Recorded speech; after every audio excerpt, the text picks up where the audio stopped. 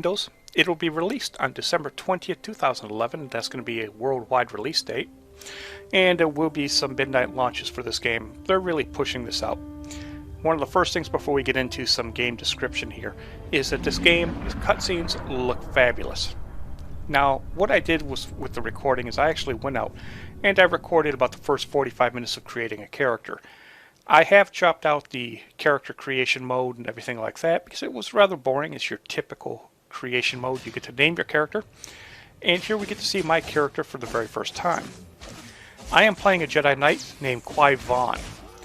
Now that happens to be the same exact name that I used when I played Star Wars Galaxies, Qui-Gon, who is an ancestor in my little fictional world here of Qui-Gon Jinn, who has always been my favorite Jedi.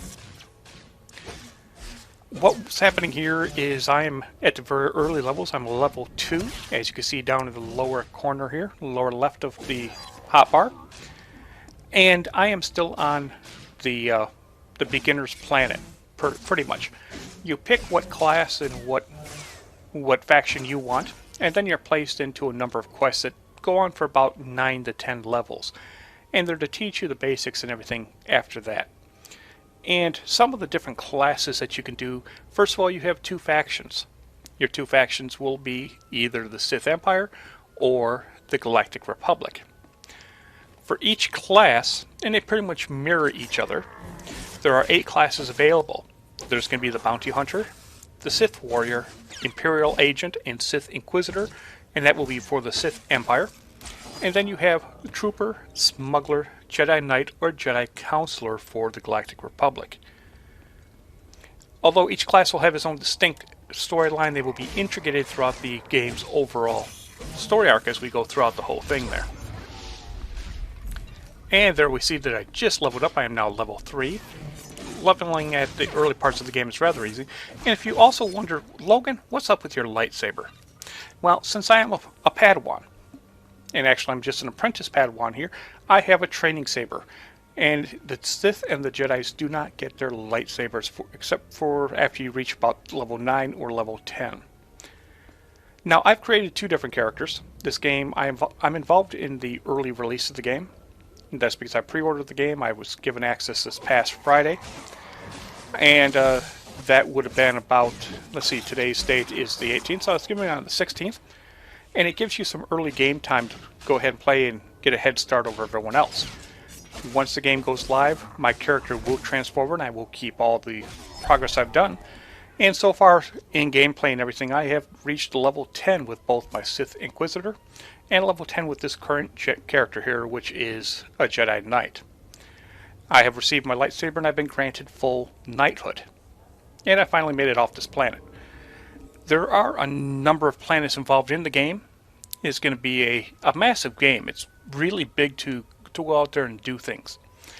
Some of the planets that you'll have access to is Korriban, which is the beginning planet for the Sith. Ord Mantell, which is, if you remember that name at all, that's the name of Han Solo mentioned that name in Empire Strikes Back. Nal Hutta, Tython, which is this planet here. Coruscant, which is, of course, everyone knows the Galactic Center, the pretty much the city planet. Belmora, Alderaan, Tatooine, Luke Skywalker's desert planet that he was born on, or actually that he grew up on. Drumen Kas, Terrace, Belsabas, Voss, Hoth, of course the Ice World from Empire Strikes Back, Corellia, Lilim, Quash, and the moon Nar Sadar. Each player will also, after about level 16 or so, get their very own starship. And this is going to be interesting. The starships are pretty much your in-game base. You'll be able to fly around freely to go to various planets.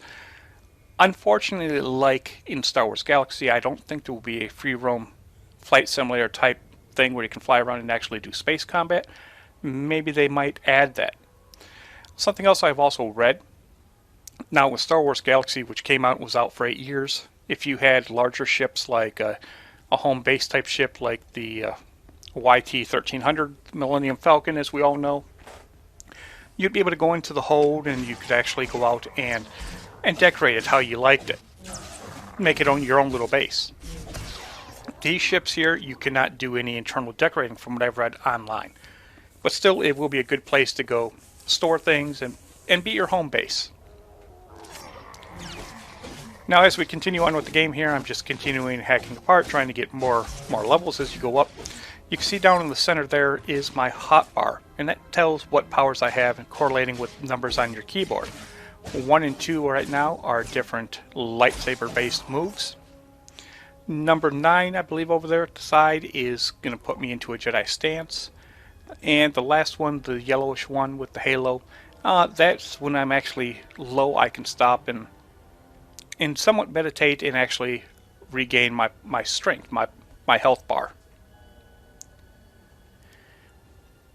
Now, as I go on throughout discussing things, I'm just going to go through and I'm looking at, now remember, this video here is because I've just started the game. I was going through experimenting and looking up different things. So on the side here, you see this just tells us a little bit about what's going on. You can read a little manual as it goes on. Pretty much tells you a little bit about the vendors and everything else. Now we see here is our inventory. And it tells you everything you have in your inventory, what's worthy or not. Stuff you don't need, as always, you can sell off for credits. Right now it looks like I have 162 credits down in there involved for me. But you can level up different armor and stuff like that. There's some training blades. In fact, I believe, yep, I'm going to upgrade this blade right here. And get myself a little stronger training blade here for my Jedi character. As you can see, the stats are slightly better, so I believe I upgrade that.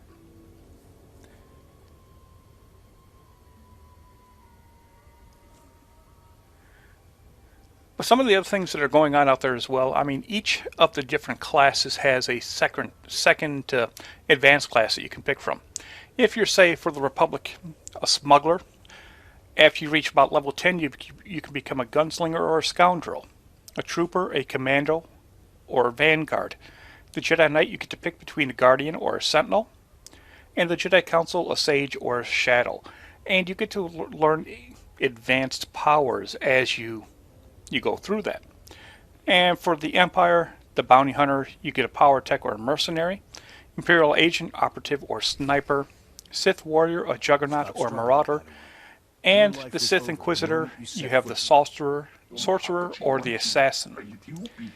And by selecting them, and once you select them, you can't change them. I'm not sure if they will have respec later on, but you stick around and that's what you train. Whoever you are. Now, as we're going through some of our cutscenes here, there's my Jedi with the beard. You are. We get to look a little bit here at the dialogue scroll that pops up. It has a rather well done dialogue bar here where you get to select what you want to say depending on the mood you're in. Also, depending on how you select things, at times you may get light or dark points to go toward your faction. But it looks like I'm going to get into a fight with an actual Jedi. It's going to be a rather simple fight because the Jedi is only a level 2, I'm level 3. And I'm taking him apart rather quickly, and then we're going to take out the Flesh Raiders behind him. The Flesh Raiders are pretty much some of the villains that you regularly deal with during your training mission for Jedi Knight. Now, I don't know if it's the same for Jedi Council or some of the other characters, because I do know some of them you do start off on different planets. But there, I did my first major battle, took them out rather effectively. You two all right? What happened here?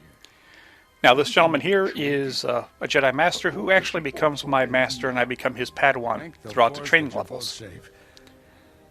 This man's no Jedi, at least not one of us. He organized the attack on the training grounds, called the Flesh Raiders. With my Jedi Knight character, I'm trying to go as much light side as possible. With my Sith Inquisitor that I'm playing, of course, I'm trying to play as dark side, so I'm picking all the cruelest answers I can do for that one there. Strange. You held off all these attackers by yourself with only a practice saber. Impressive. I followed my instincts, that's all. They served you well. This battle's over, but we don't want any more Flesh Raiders coming through here.